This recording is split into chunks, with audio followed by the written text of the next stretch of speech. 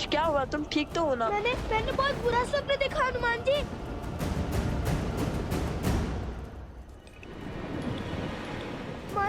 मन बहुत घबरा रहा है, मानो अयोध्या किसी घोर संकट में है। बार बार मन में अयोध्या का ही विचार आ रहा है।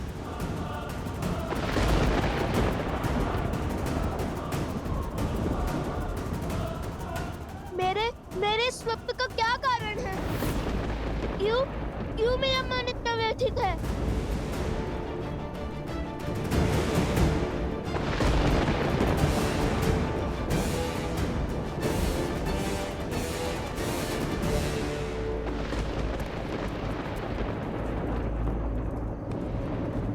मेरी विनती है हनुमान जी, अयोध्या जाकर पता लगाइए कि वहाँ सब कुशल तो है ना। वैसे तो मैं कभी भी अपने प्रभु की आज्ञा को नहीं टालता,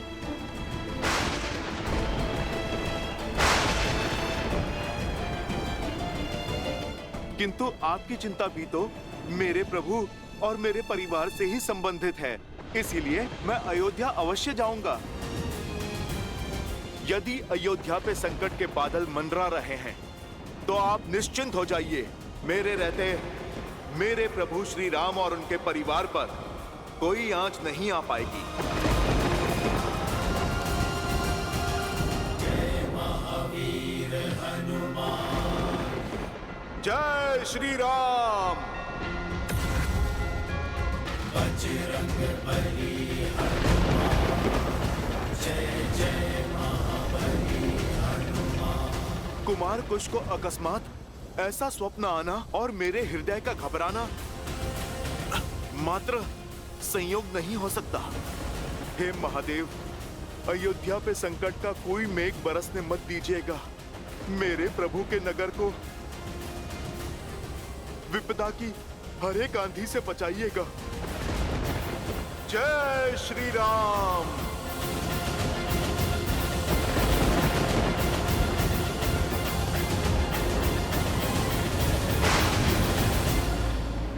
लक्ष्मण,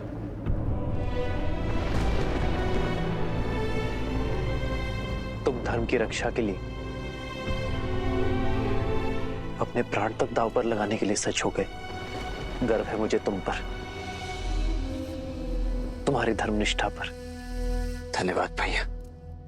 मुझे ज्ञात था कि आप मेरे निर्णय के कारण को अवश्य समझेंगे और इसमें मेरा साथ अवश्य देंगे। किंतु निर्णय एक का पक्ष सुनकर नहीं लिया जाता लक्ष्मण। अब तक मैंने तुम्हारी बात सुनी और समझी, अब बारी तुम्हारी है लक्ष्मण। अयोध्या के महाराज की बात सुनने की। और मैं तुम्हें आदेश देता हूं कि अभी इसी क्षण से इस चर्चा को समाप्त कर दो। परंतु भैया। हाँ लक्ष्मण, मैं इस चर्चा का अंत करना चाहता हूं। सीता को खोने के पश्चात मैं अपने भाई को नहीं खोना चाहता लक्ष्मण। मैं तुम्हारी मृत्यु का आदेश नहीं दे सकता। क्षमा करें महाराज, परंतु अयोध्यापति के इस आदेश को नीति की स्वीकृति नहीं है। रघुकुल के सम्मान के लिए, वचन के लिए रघुवंशी अपना बलिदान देते हैं और इस बलिदान से मैं अपना पग पीछे नहीं ले सकता। लक्ष्मण महाराज, और बड़े भाई होने के नाते आपसे आज्ञा चाहता हूं, क्योंकि आपकी आज्ञा के बिना मेरे पग आगे भी कैसे बढ़ पाएंगे। ये पावन धरती छोड़ परलोक नहीं जा पाएंगे भैया।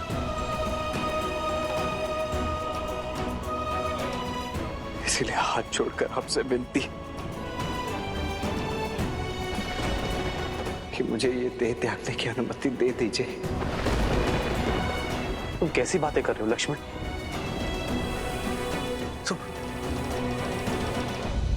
महादेव, श्री राम लक्ष्मण को सब सत्य बताकर स्वयं को और उन्हें इस पीड़ा से मुक्त क्यों नहीं कर देते? क्योंकि नर अवतार को भावनाओं के भंवर को सहना ही पड़ता है देवी। सुख, दुख, पीड़ा, आनंद सबका स्वाद चखना ही पड़ता है। इस समय नर की देह में है नारायण। इस समय वो केवल एक भाई है, जो अपने अनुज की पीड़ा से व्यथित है, संसार के पालन करता नारायण नहीं, जो सुख दुख मोह माया से परे हो। बैठो लक्ष्मण।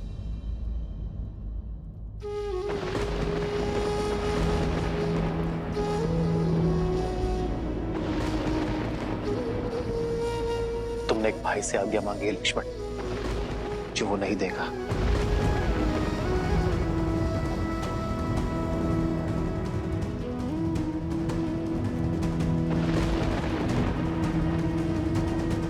स्मरण है लक्ष्मण, गुरु वशिष्ठ के आश्रम में मैंने तुमसे क्या कहा था? तुम छाया नहीं हो मेरी, क्योंकि छाया तो अंधकार में साथ छोड़ देती है ना। तुम मेरी आत्मा हो, अगर तुम रूठे तो मैं नहीं। तुम ही बताओ लक्ष्मण, क्या आत्मा शरीर से पृथक हो सकती है? उत्तर दो लक्ष्मण। मैं कैसे आज्ञा दे दूं तुम्हें? लक्ष्मण, तुमने तो अपना जीवन, अपना सर्वस्व मुझ पर लुटाया है। मुझे कांटों पर ना चलना पड़े, इसलिए तुम सदा कांटों भरी डगर पर चलते रहे। मेरे और सीता के दास बनकर रहे हो तुम लक्ष्मण। सदा ही मेरा संबल बनकर रहे हो तुम, और तुम चाहते हो कि मैं तुम्हें अपने प्राण त्यागने की आज्ञा दे दूं? अरे तुम्हारे तो प्राण मुझ में बसते हैं लक्ष्मण। लक्ष्मण,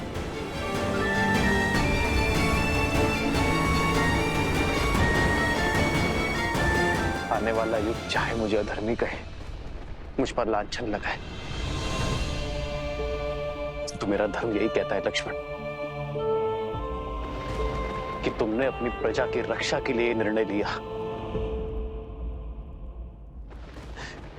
इसलिए तुम अपराधी नहीं हो मेरे भाई। लक्ष्मण, तुमने ये नहीं सोचा कि यदि तुम्हें कुछ हो गया तो मैं सुमित्रा माता को क्या उत्तर दूंगा?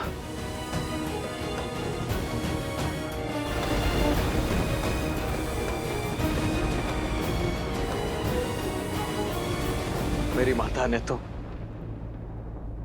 मेरे जन्म से पूर्व ही मुझे आपकी शरण में सौंप दिया था भैया।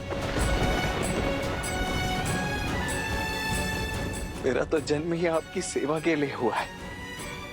और देखिए भैया, मैं कितना सौभाग्यशाली रहा हूं कि नियति ने मुझे न केवल अपने भैया की, अभी तो अपनी भाभी मां की सेवा का भी अवसर दिया है। अपने इस संपूर्ण जीवन में श्री राम के अनुज लक्ष्मण ने अपने प्रत्येक वचन को पूरी निष्ठा से निभाया है।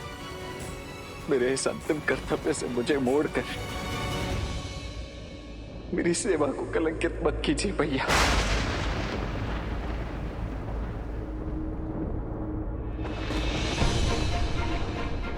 महाराज का आदेश वचन होता है भैया, और उसे निभाना, उसे संपूर्ण करना प्रजा का धर्म। अब आपकी आज्ञा का उल्लंघन तो कर ही चुका हूं मैं, परंतु उससे जुड़े आदेश को अवश्य पूरा करूंगा मैं। अपने जीवन के इस अंतिम कर्तव्य, अंतिम वचन को अवश्य निभाऊंगा मैं।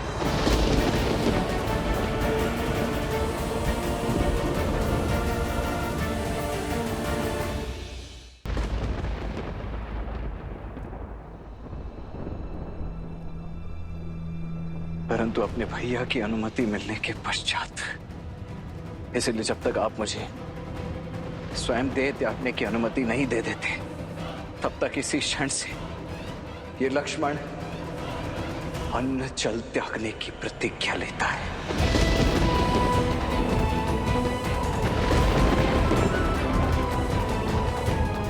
नहीं लक्ष्मण, लक्ष्मण, ये राज परिवार, धन वैभव, स्त्री पुत्र,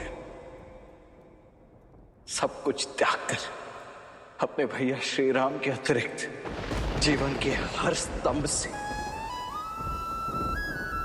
मुख मोड़ता है। रघुकुल मांगे सबसे अगन परीक्षा, प्राण देने साजे लखन बचाने अयोध्या। आज्ञा दीजिए भैया। बन के कवच जो जन्म का साथ निभाए, मृत्यु दंड उसे कैसे राम सुनाए।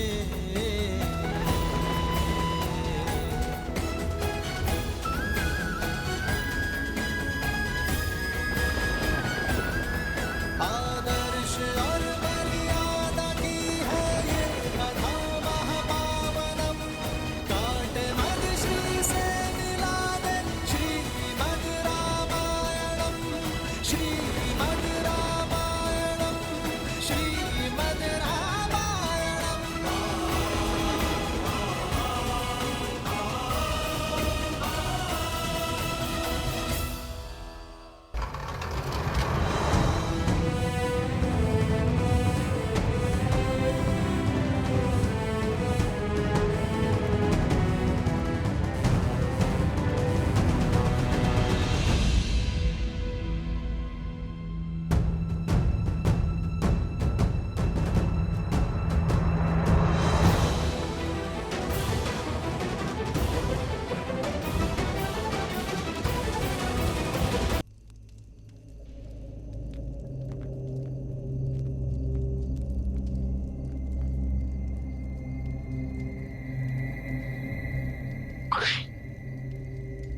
देखो नीचे कहाँ है।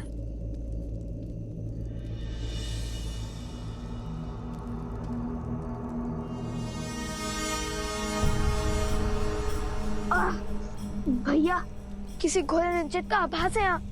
मन बहुत घबरा रहा है।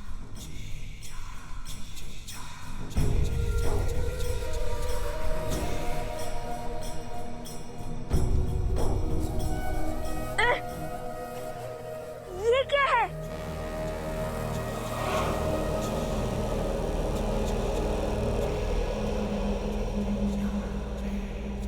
क्या अनर्थ हुआ है यहाँ पे?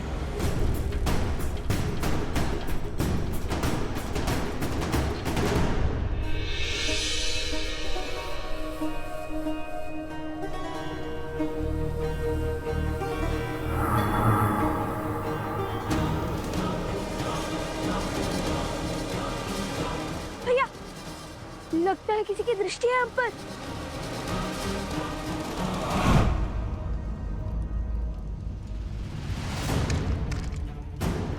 भैया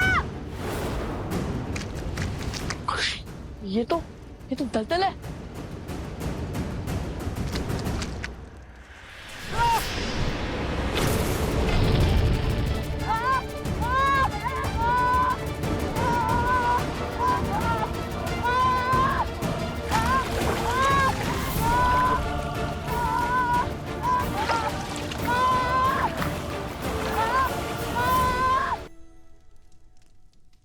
लक्ष्मण भैया, ये कैसी प्रतिज्ञा है?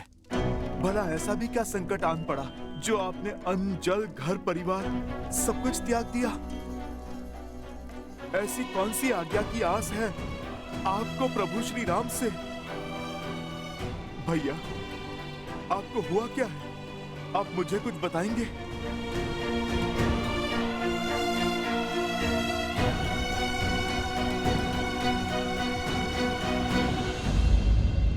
लक्ष्मण भैया, मैं इस अयोध्या में केवल प्रभु श्री राम का सेवक ही नहीं, अपितु संपूर्ण रघुकुल का सेवक हूँ। लक्ष्मण भैया, मित्र नहीं तो सेवक समझकर ही अपनी व्यथा बता दीजिए। हनुमान जी, आप ही के कारण तो ये लक्ष्मण युद्ध भूमि में मृत्यु के मुख से पुनः जीवन को प्राप्त कर पाया था। स्वयं को मेरा सेवक कहकर मुझे पाप का भागी मत बनाइए। आपका स्थान तो इस रघुकुल में मुझसे 100 गुना ऊंचा है। प्रभु श्री राम जिस रूप में आपको मिले हमें कभी न मिल पाए। कितने अभागे हैं हम। मैं अपनी व्यथा से आपको चिंतित नहीं करना चाहता, केवल इतना कहूंगा कि इस समय भैया को आपकी अत्यंत आवश्यकता है। ऐसा क्या हुआ लक्ष्मण भैया जो बात आपको कचोट रही है, मेरे प्रभु को पीड़ा दे रही है? उसके विचार मात्र से मैं चिंतित हो उठा हूँ भैया। अब शेष है तो केवल इस समस्या का हल, इस संकट का निवारण। क्या इस समस्या का निवारण ढूंढ पाएंगे आप? लक्ष्मण भैया, राम काज करने के लिए तो मैं कुछ भी कर सकता हूँ। असंभव से असंभव संकट हल किए हैं मैंने, आप तो सब जानते हैं लक्ष्मण भैया। बताइए लक्ष्मण भैया, आप मुझे बताइए क्या है आपकी समस्या? भैया से कोई भेंट करने आया था हनुमान जी, जिसके पास भाभी माँ की मुद्रिका थी।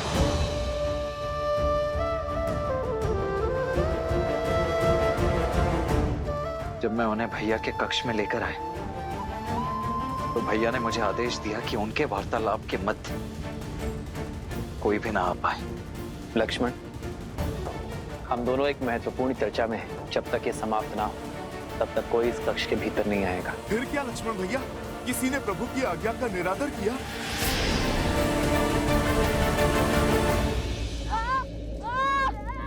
शांत, कुछ पूर्णतः शांत हो जाओ।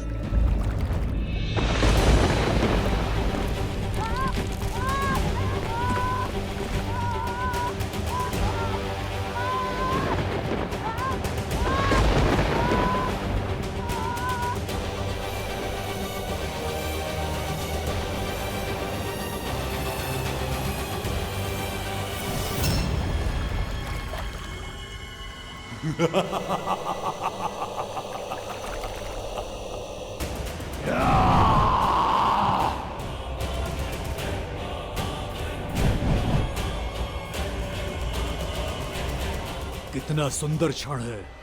अयोध्या के कल लव कुश मेरे पाश में फंसी गए, वो भी इतनी सरलता से। अद्भुत। अच्छा, तो तुम हमें पहचानते हो, तो फिर ये भी ज्ञात होगा कि हम तुम जैसे कई असुरों का काल बन चुके हैं। बीते कल की नहीं, इस क्षण की बात करो मूर्ख बालको। तुम्हें फंसाने में मुझे एक क्षण नहीं लगा। इतनी बड़ी बड़ी बातें करते हो, कदाचित तुम समझे नहीं कि तुम किस माया की चपेट में हो। इसलिए तुम्हारी आंखों में भय नहीं, विद्रोह है, युद्ध की ललक है।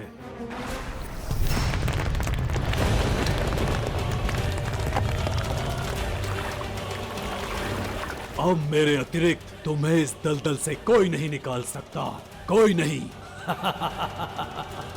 कौन तो ना परिचय दो। क्यों नहीं? मृत्यु को प्राप्त होने वाले की अंतिम इच्छा अवश्य संपूर्ण होगी, ताकि तुम्हारी आंखों में भय के बादल देख पाऊं मैं चंद्रबाहु पुत्र अष्टबाहु हूं।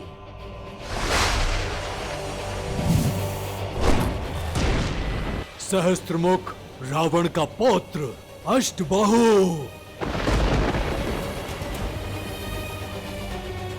मेरे कुल, मेरे परिवार के विनाश का प्रतिशोध है ये कि तुम यहां तड़प तड़प कर मरोगे और तुम्हारे पिता राम तुम्हारे वियोग की पीड़ा में वहां मृत्यु को प्राप्त होगा। रघुकुल के अंत के साथ ही मेरे पिता की मृत्यु का प्रतिशोध पूरा होगा। मेरे पूर्वजों का पिंडदान संपूर्ण होगा।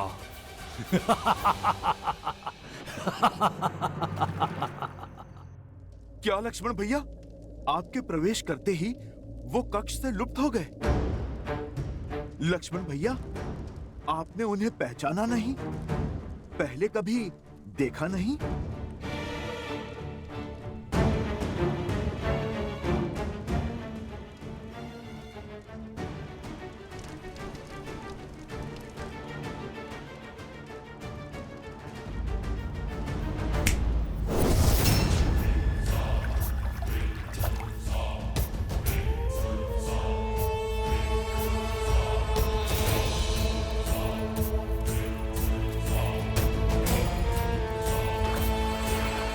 अब धीरे धीरे तुम दोनों मेरे बनाए इस दलदल में धंसते जाओगे और कुछ ही क्षण में मृत्यु को प्राप्त हो जाओगे। मैं तुम्हारे अंत का आनंद लूंगा। सोचा नहीं था कि कोई राक्षस इतना कायर निकलेगा। सनत की प्रजाति का अपमान किया है तुमने। युद्ध से बचने के लिए दलदल का सहारा ले लिया।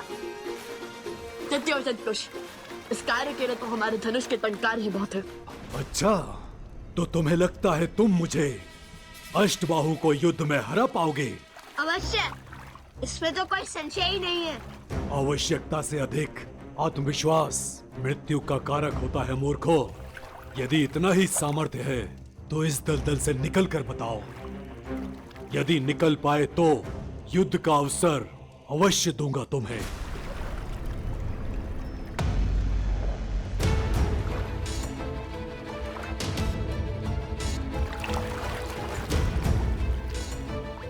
मूर्ख, कोई लाभ नहीं होगा इस वस्त्र का। यहाँ आसपास कोई वृक्ष नहीं है जिस पर लटक सको।